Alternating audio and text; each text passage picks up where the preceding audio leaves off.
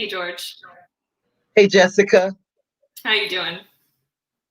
I'm all right. Yeah, Yep, I'm July chilling. 3rd. Pardon?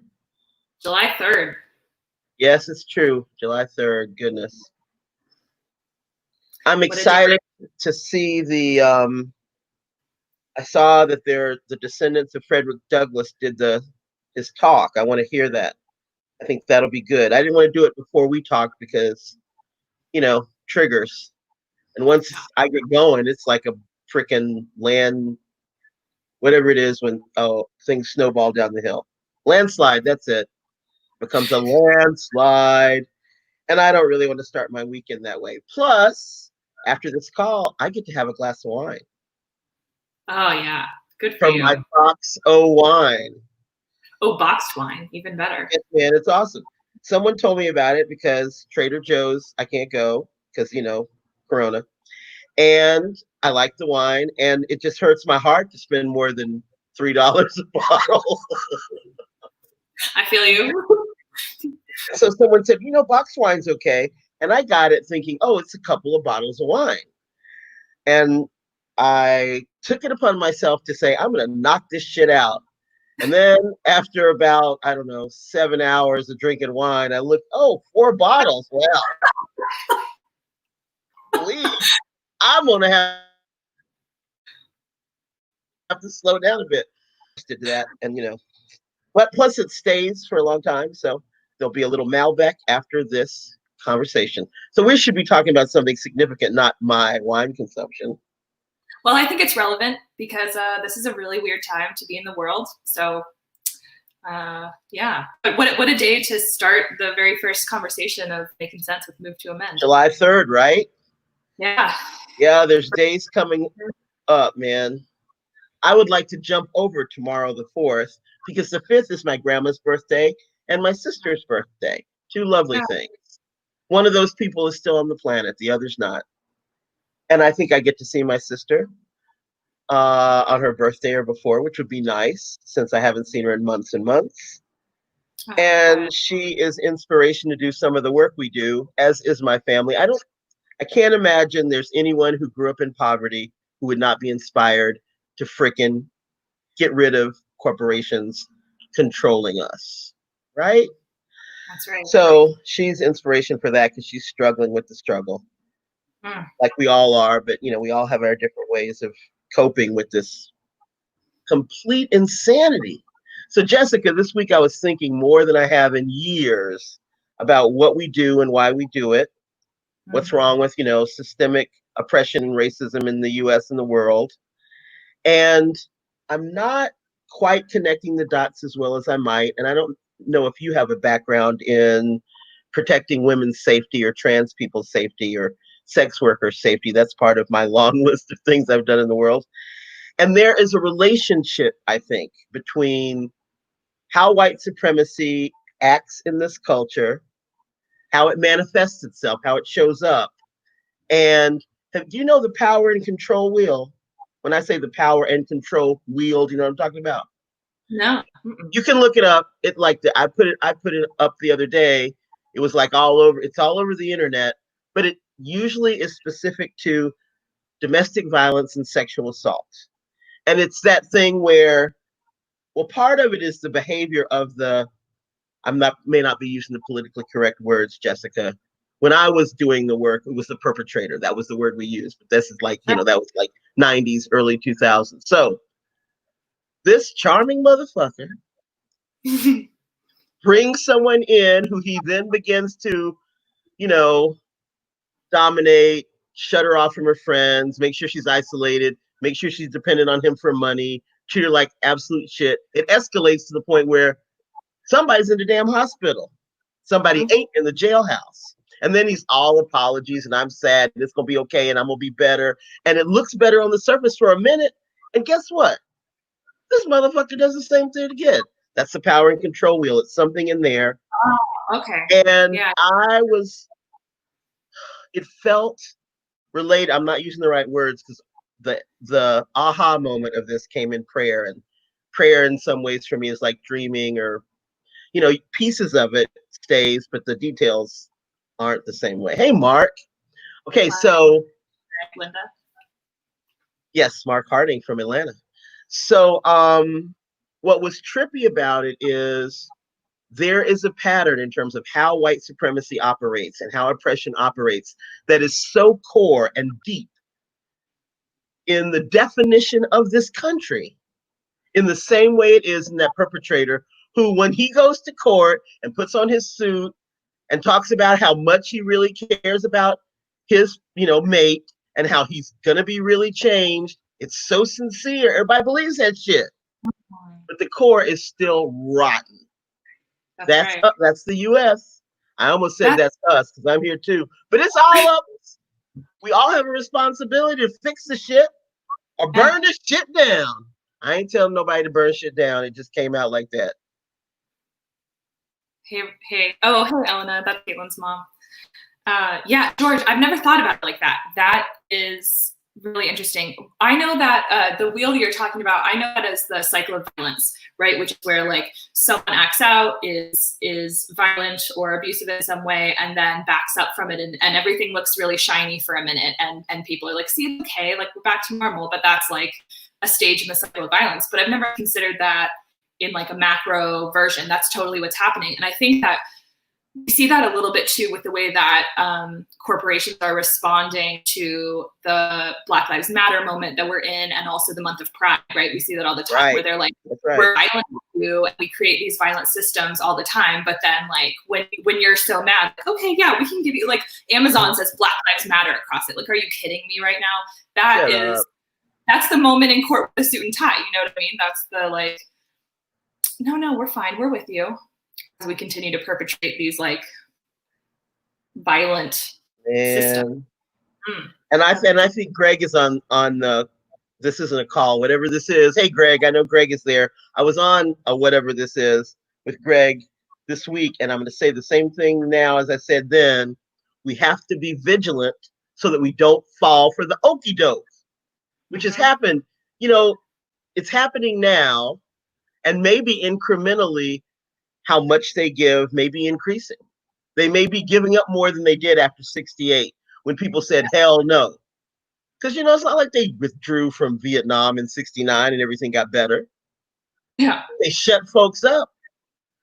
And the brothers they didn't get killed in Vietnam brought them home all jacked up and drug addicted and alcoholic and dysfunctional. My one big part of my college thesis was writing about I didn't name it then because I wasn't aware of the connections to history, because I avoided taking a lot of history since I thought it would make me crazy. And I'm right. But there was a connection between what was seen as or defined as, the word starts with a P. It means you're not healthy, pathological, a pathology in the Black community in terms of male leadership. You're much too young to remember this, darling, and I don't mean it to sound patronizing, but in the 70s, when I was growing up in the 70s and whatnot, the idea of, Black fathers, and that continues that thing about, oh, if the Black man was there, everything would be fine. You motherfuckers killed them all. And if you didn't kill them in Vietnam, you fucked them up when they got here. So then it's like, well, Black women are then dominating. Oh, this is so crappy. So that was the stuff I wrote about in my honors thesis, and the deficit of having that energy. And I wasn't on the gender thing. We didn't talk about gender so much then, although with, choosing to be George, there was a lot going on there, and being in the Boy Scouts and all. But there was something about the balance of energy that made more sense than dealing with the gender thing of, are there Black men? Presenting an example of Black malehood. Now, I can't speak about Black malehood because I only can speak about who I know and my family. There's some healthy examples, but as many or more that weren't healthy, and those people are not alive anymore. But man, if the ideal would be to have a Black model for the Black community that was the male model, then would we be better off? Because it's not like white men were any shining example of anything worthwhile. I didn't have any bad feelings about Walter Cronkite, but it's not like I knew much about his personality. If you told me he was an evil motherfucker, I'd be like, oh, yeah, well, no surprise. Yeah. Yeah, no heroes. No, only newscasters. That's the only time I've, looked at and paid attention to white images of men in my life. Church, the priest at church, and the white men on the news. And I didn't watch the news a lot. Oh, what a pathological little kid I was. I don't mind now. At least I didn't kill nobody yet. Shit. Done well. I've made it with my sociopathic, not psychopathic personality. This far in life, not bad. But if anybody gave me those tests, they'd be like, put her behind bars. Oh boy. Yeah. So, okay, well, speaking of a pathological little kid, I want to hear more about. You started to tell me something yesterday about how the 4th of July was for you as a kid. Like that, you were saying that you didn't see a whole lot of flags around. Like it wasn't this super patriotic situation. I feel like we probably have very different, experiences there. Tell me more about it. I actually went digging in my memory to think of anything, Washington's birthday, but anything that was like, we're proud to be American in this family. Not nary one. The closest it came was being in the Scouts. And Mom was a Scout leader. And after I, graduated from the Boy Scouts, I was in the Girl Scouts until I was 18. So that's the closest to, wow, that's so trippy. Part of that could have been my insane mom. And I will say out loud, in front of whoever's watching, yes, crazy. And I'm not using the bitch word out of respect. Otherwise, I would have said the bitch is crazy. I saw her meds the last few years of her life. One of them I know is for crazy people, Halidol, right? Everybody knows that one. It's an antipsychotic. If you take an antipsychotic, they would put me on one if they gave me a test. So I'm as crazy as she was, just in different ways. One core theme, well, not as core. My mother really disliked white people. She wouldn't let us watch any Disney because of Walt Disney. I didn't watch Bambi till college. And I was so excited to see Bambi. I was like a junior in college. And somebody I knew was in the film, blah, blah, blah. And we got to see it in this groovy hall that was on campus because that's where he, worked or did his whatever it was, Bambi. So, and I get it. I saw those birds, the black birds that sound like they're Amos and Andy. Totally wrong. But, she could have let us watch shit and put it in context. Maybe the same reason we never did anything that was patriotic. She really did detest everything that comes from the culture. And she really had the lecture going on about, white people. Well, that seems like it's probably for the better. Maybe so. Yeah. So like around you though. So like it sounds I can't imagine her being conscientious enough to, say, okay, these books we don't have, these things we don't watch. We're not going to go to anything that's patriotic. If there were fireworks, we didn't do them, but we liked watching them. And I told you my grandpa had his gun out and he would take it out on the 4th. He didn't take it out a lot. He did hold it on the sidewalk when the Klan would have their parades, which I guess now would be called a march, but we called those parades. On the 4th? I can't remember. They were in the summer and, they maybe once or twice a year, they would come rolling through. Hilarious. We found that if to us as kids, and I don't think I saw any past my 9th or 10th birthday. So that means, by the 70s, they were over. By 1970, they were done. But we thought it was hilarious. We equated it as kids. We thought of it at like they were in costumes like Halloween. But they were really bad, boring costumes. And nobody said, oh, this is an image of white supremacy. This is some racist shit. Nobody ever broke that down. Never heard that lecture. My grandpa called him ugly. He would just say, "This is ugly. This is just ugly." And I can't even do his voice. It was a hilarious voice. And, I got the sense from the way he said it that it smelled really bad. If you got close to, we couldn't get to the sidewalk. We were, maybe 100 feet or so on the porch. And that's as close as we could get. But that was true often of going outside. So not too different than now, I take it. Yeah. Wow. Yep. We had, it's really interesting to hear. It sounds like maybe like your mom wasn't being like super intentional necessarily about that, but that's just kind of how it unfolded. Yeah. She didn't want you watching that stuff. Yeah. Maybe she was being protective or something. She, may have had good intentions. Right. I will believe that. I don't know. Yeah. She earned it. She totally earned her insanity. I wouldn't put myself, I wouldn't want to be female born in the 30s. Ick. No. No, thank you. No thanks. No thanks. There's this, I read something, I don't know where this was, but when you ask people, like, if you had to go in time, would you rather go forward or would you rather go back to the past?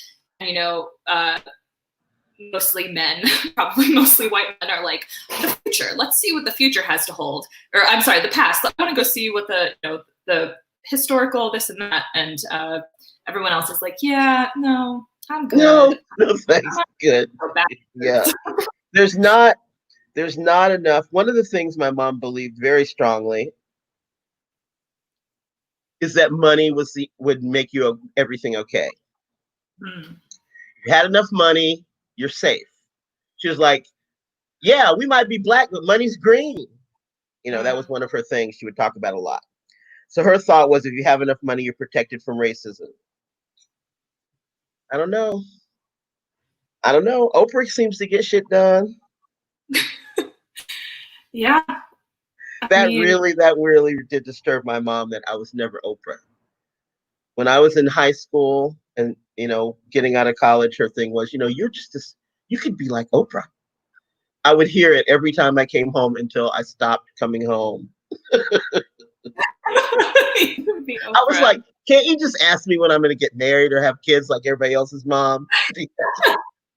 When are you going to be giving away to SUV to everyone in the audience? Right? Yeah. That's so hilarious.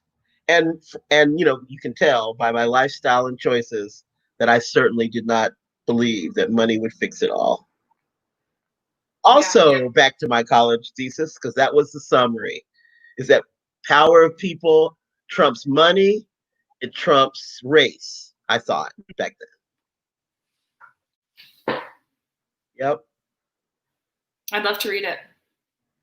Shit, me too. I'd have to find it.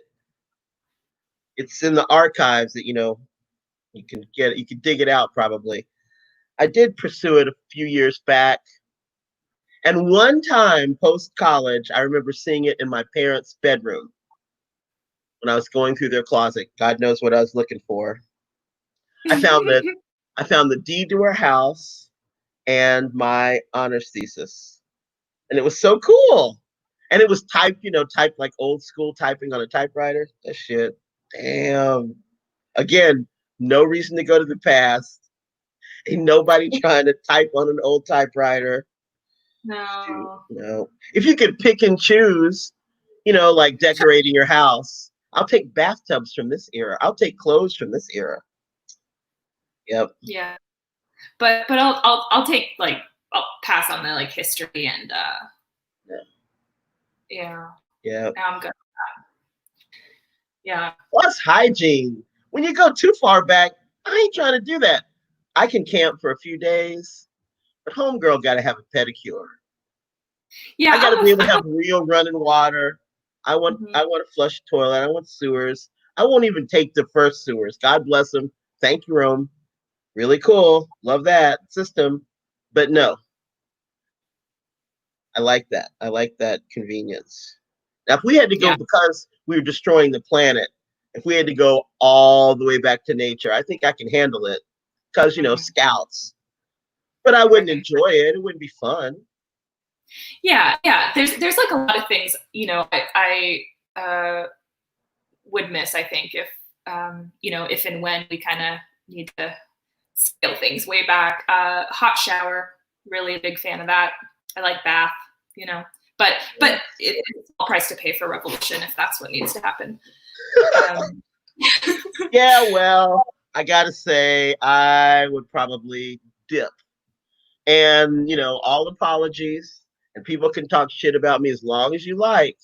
But if you choose, pleasure over struggle, I'm going to go in the pleasure room. Yep. I will send all the energy from my pleasure to your struggle. But no, I ain't trying to go in the struggle room. I do remember in my 20s dedicating orgasms to women who were dealing with violence. I thought that was a great, great exercise. That's amazing. And also so timely. So I just discovered pleasure activism. Do you know about pleasure activism? No, but I can figure it out. Okay, so this woman, Adrienne Marie Brown, wrote a book called Pleasure Activism that it's on. I know AMB. I like to call Adrienne Marie Brown AMB. So she's awesome. And like just listening to her nonstop lately and thinking about the role of pleasure. And I don't mean that necessarily like sexual pleasure, but pleasure, right. in being a revolutionary and in making change. And I think it's super interesting because it always feels like those things need to be separate to me. Like you either have revolution and you have a plan, or you have pleasure and indulgence and luxury. I'm like, actually, I think that I've been thinking about that the wrong way. Well, they feed each other. It's why culture is part of movement. Song, poem, art, craft, something beautiful, because we're talking about transformation and it's all energy work. So when you're transforming rage into action, you're transforming action into policy. What does the policy look like? It's this piece of art. It's this piece of music. It's this play over here. It's awesome when we can pull those together. I saw a question pop up that I don't want to disrespect by not paying attention to. I think it was from Linda. She said something about Ella Baker. And I honestly, Linda, would have to go back into my memory banks to find out the relevant historical role Ella played, although she was kick-ass, labor, and Ella's song by Sweet Honey in the Rock.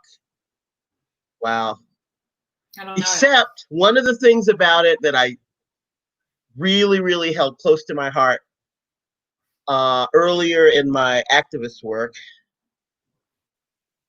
the we cannot rest part of it. We who believe in freedom cannot rest. You better rest. Shit, your ass better sit down sometime. Get a foot rub.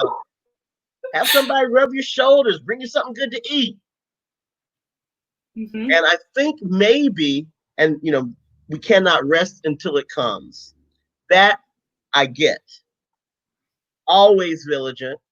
Even when you got the massage going on, metaphorically, you got your staff of power next to you, ready to knock motherfuckers off their feet. So that's, in my mind, I always have my weapons ready. Those weapons are not about slicing anybody's throat. It's about cutting away the bullshit, getting to what's real, creating together something that can sustain our vision.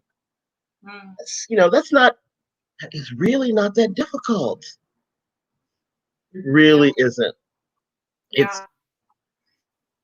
It's the best way to live. We wouldn't have to worry about race, class, sexual identity, religion, all of those kinds of things that, yes, they matter. Yes, they're important that we respect and see all of each human being we're interacting with. But when we're living in genuine community, sharing power, being intentional with each other, does any of that really matter at all? Hell no, it doesn't. If I know your vision in my heart and value it as much as the vision in your heart, then shit, we're there. We got it. But in that vision, corporations do not control our system of justice, our system of housing, health, everything. It makes you tired. It makes me tired just thinking about it. But, you know, there's a little move to amend in the corner of my picture, so it made me remember. It's like, oh, yeah. Oh, yeah. Oh, yeah. Corporate power. Yeah, there was a question. I can't remember back. There was a question earlier about something like how does ending corporate personhood sort of relate to other, like, freedom in other parts of life? And I think, you know, it's like corporatism / capitalism, like I'm just going to put that out there, but that's what we're talking about, right? Like for profit, everything, like depends on oppression. You can't have capitalism in which everyone thrives. That doesn't exist. So like, I think fundamentally, like dismantling corporate power and corporatism and corporate culture is inherently working towards liberation in every other way. Like, you know, that those things are symbiotic. They work. They to survive. You know. Mm-hmm. So I don't think they also get us past the superficial change, because bravo, if you live somewhere where you're working to limit police power in communities or lower the budget of the police department, guess what? That shit will not change systemic racism. Black and brown folks will still get killed. Sucks, but it's true. Doesn't mean your work isn't worthwhile. It means it's not getting to the core. What gets to the core? Dealing with corporate power, dealing with for-profit prisons, which then drive and create the demand for their existence. That's part of how capitalism works. So, okay, capitalism, you're right, Jessica. Capitalism cannot exist without exploitation at every level.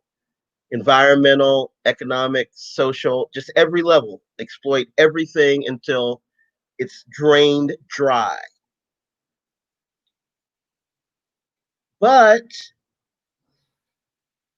it's probably possible to have prosperity so that people have an abundance of what they need without that exploitation. Yeah. Because when you start telling people, you know, we need to be anti-capitalists, somehow you think they think you're taking something away from them. Same thing when you say anti-racist, like we're taking something away from you that you can't live with. So it's about reframing it, redefining what do you need to live well. Nobody needs like 3, 4, 5, 6 houses, cars, refrigerators, TVs, laptops, phones. Shut up. Yeah. So if you know, it's all just don't even, I can't even go there. I'll start preaching, so I'm gonna shut up. No, that's so true. And I think people get like, well, without capitalism, like, how am I gonna have a toothbrush? How am I gonna function in the world? There's not enough anything, you know, which is such a lie. Capitalism just accumulates. You know what I mean? Like the scarcity is a myth, you know.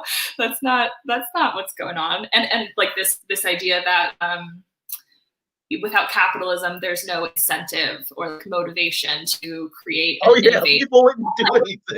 The world we live in, like the most creative, innovative solutions come from each other in our communities when we're trying to help each other. It doesn't come from you selling me nonsense that I definitely don't need. You know what I mean? Like that's sad if you think innovation only comes from a profit motive. That's not the world I live in. No. That's sad. One of the things about this moment that connects to our work at Move to Amend is we knew from jump, when Move to Amend began, that this was a building a movement process, and it would take time, plenty of time. And right now, when there's energy in the street and people, because of, well, whatever, I'm not good at analyzing, but clearly all of the flaws in the system that is so toxic, you're right, Joseph, it's toxic, are exposed. You would have to be a fool.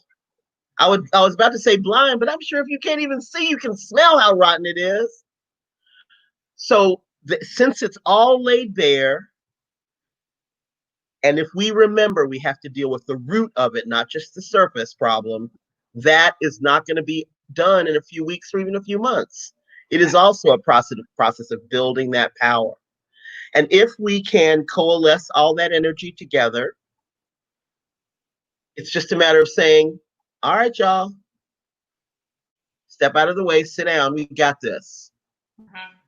That is what it's about. Yeah. And I think like, I think there's a lot of fear right now because people are talking so much about dismantling these systems, right? The ones that we know, we've identified that this isn't working and that it's violent. We've identified that we're done with it, breaking it down. But I think a lot of people are like, but then what? You know what I mean? Like, I can't partake in the destruction of this because I can't imagine a future without it. And so like, how can we as like organizers, activists, while we're dismantling things, also be building and showing alternatives? You know what I mean? Like it's not like police are necessary for the world to function. There's a million places and examples of communities like doing things better. So I think like we have to also take advantage of the moment to like shape a narrative of like hope, as like, as sometimes that sounds. I'm not trying to be like all Obama about this, but you know, hope actually is important, and we have to be able to like see something else, you know? Well, if someone can imagine what it looks like to have a new system, a system of government, a system of law enforcement, you know, ask them to describe their favorite book or painting or song. And what is life like in that book or painting or song? And in that, how do you imagine people taking care of each other? And if you value people well enough, you ain't going to go jack them. You ain't going to do them harm. And if people care well enough about you, that's also true. And of course, there'll be exceptions here and there. That's where people go, usually guys, at cocktail parties when they're kind of drunk. But what about the guy who blah, blah, blah? Shut up. That's, you know. Yeah. I have an example of something that's solved for me right now. Yeah. Well, there are going to be outliers in any situation, so calm down. Calm down. But it does begin with, I think, this is, you know, my opinion. I think it begins with a vision. Mm-hmm. And we have those visions. I used to like to think, although now, as I'm, you know, getting older, over 60 now, over 60. As of August, over 60. So, congrats. I know, man, it's great. But I used to imagine that if we wanted to reduce the number of people who had to deal with children that they couldn't raise, and, you know, didn't want them necessarily adopted or out of their community, if we lived in community, not all these intentional communities, because I don't want motherfuckers all up over me. You can be over there. All right. So, but if there were people that cared for that kind of thing, then the oldsters, you know, who are also being cared for by people who are in their 20s to 40s, so the people in their 70s to off the planet would be the caretakers of the wee babies before they can walk. Because, you know, all they got to do is have their, you know, diapers changed and get a bottle and have somebody hold them. You know, you can be old and in a wheelchair and do that. And of course, they get all the love from, and so that was my little vision of how we could deal with old people and unwanted babies. That was very cool. I liked that one. But, you know, I don't mind changing diapers and stuff, but I learned from my niece, who's like 2 or 3 something, over 2, and not too annoying, but pretty annoying. Annoying enough that I don't want her around for more than about 6 or 7 minutes. It's very sweet when she comes to my door and she knocks on my bedroom door, my office door. Auntie, auntie. I open the door and she comes in and she's just demanding. Give me this. I want this. Blah, blah, blah. Well, you know. So she wants to watch something on her little iPod or iPad or whatever the hell it is, and eat whatever she wants. And it's hilarious. It's like you're somebody's maid. I don't care for it. I don't care for it. She was here. She got on my bed. She sat on the bed, and she asked me to put on the thing on her little thing she was watching. I gave her that, and then she goes, pillow, blanket. What the hell? Yes, No, good job. please. No, thank you. No, may I have? Man, if I didn't say please and thank you, man, it was not happening. I didn't get anything. I was without. So no pillow, blanket in my day. Yeah. Well. I So love watching kids like find their voice and realize that they can influence the world around them. It's such a cool moment because they're just like, oh, what I say has an impact on what's happening around me. What a cool moment, but like doesn't last very long. It does not. So I think we might be getting close to our time limit. I don't know what it is. Yeah, but never. Is there anything that we need to tell folks that we haven't said besides? Yeah. Okay. You can say it because you got white skin. What am I saying? It's the first word is kill. Oh, kill. I'm not gonna say that. It's okay. Yeah, I know. But we want people to tune in next week. As you can tell, we had a free form conversation, but we're both part of Move to Amend. I'm on the board. I'm one of the founders, and Jessica is one of our highly competent staff, energetic, insightful, and fun. And Likewise. really, really, really committed, because right now things are hard and our staff is putting it down without getting all the compensation that they should have. So you are welcome to go to our website, movetoamend.org, and make a big old donation, or even a small one. Like Jessica? any would be great. Speaking of that, two things to plug. One is that if you haven't heard the speech we referred to, I think at the beginning, the Frederick Douglass, "What to the Slave is the 4th of July." Democracy Now! Put out a video of James Earl Jones reading that speech, whose work is just like amazing. Yeah, I definitely recommend listening to it. It's super good and somehow still very relevant when we're thinking about what is the 4th of July and like who and what does that mean something to. And then I also want to make a plug for the Movement Education Program. So if you're in Move to Amend, you know what that is. If you're not, it might be new, but it's an online curriculum that we just made open to the public. So you can do it by yourself or with a group of people. It's self-paced and it's free. And it's for people who want to sharpen your analysis around corporate power and intersectionality and white supremacy and how to be better as an organizer in this world. Yeah, check it out. I think we're going to probably send out a recording to this. I don't know. We'll make sure you know where it is. It's at a Radical Guide. You can also find it by going to movetoamend.org/education.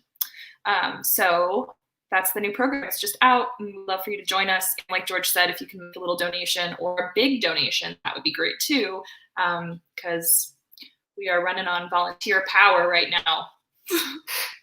So thanks for being here and listening to us shoot the shit, spitballing. Wow. I've enjoyed talking to you. You too, George. I hope everybody's well. Stay safe. Wear masks if you go outside. Yeah, absolutely. And, everyone does their part when you can. You can't do it every day, but you got to do it consistently. Yeah. And we'll get there. Yeah, absolutely. And do rest so that you don't quit. You know what I mean? Yeah, because it's usually that would be no big. Got to hang in there. We got a lot to do. Yeah, we do. Yay! Wow. Right. So good to talk to you. It's ending now. I think just say goodbye? Yeah, let's give Alfonso the cue, and thanks to everyone who put this together. Come back. Really? Yeah, man. Come back next week. All right. Cool. Good to see you.